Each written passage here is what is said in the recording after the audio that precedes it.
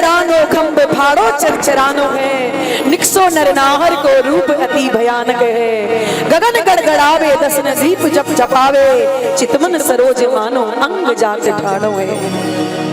भयंकर अट्टहास करते हुए भगवान नरसिंह प्रकट हो गए।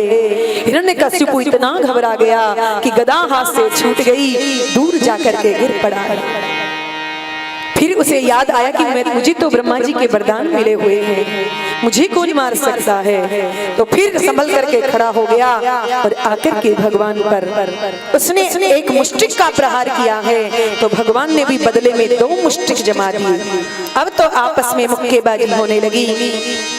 देवता सब देख रहे हैं और भगवान से स्तुति की प्रभु ये दैत्य है। सायंकाल का समय हो गया है और सायंकाल में दैत्यों का बल बढ़ जाता है, आप इस दुष्ट को मार दीजिए। भगवान मुस्कुरा करके कहते हैं, ब्रह्मा जी की ओर देखते हुए, पहले तो वरदान दे देते हो और फिर कहते हो कि जल्दी से समाप्त कर दो। भगवान ने हिरण्यकशिपु को आकर के पकड़ लिया।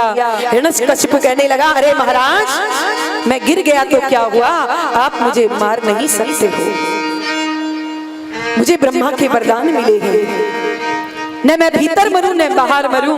भगवान ने कहा, तो ये तुम ही बताओ कि इस समय तुम भीतर हो कि बाहर हो, क्योंकि भगवान ने हिरण्यकशिपु को पकड़ करके दरवाजे की दहली पर अपनी जंघाओं पर डाल रखा है।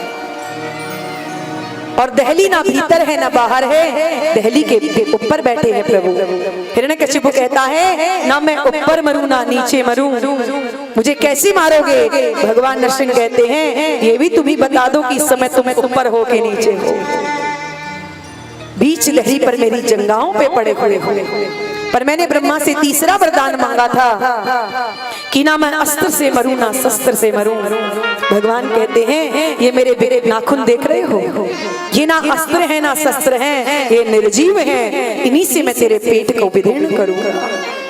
फिर भी तुम मुझे नहीं मार सकते, क्योंकि मैंने ब्रह्मा से वरदान लिया था कि ब्रह्मा, तुम्हारी सृष्टि में बनाए हुए मैं किसी जीव से ना मरूं। भगवान नरसिंह कहते हैं कि हमें ब्रह्मा नहीं बनाते, हम ब्रह्मा को बनाते हैं। हिरण्यकशिपु कहता है, तो फिर तुम कौन हो। भगवान कहते हैं कि हम ब्रह्मा के बाप,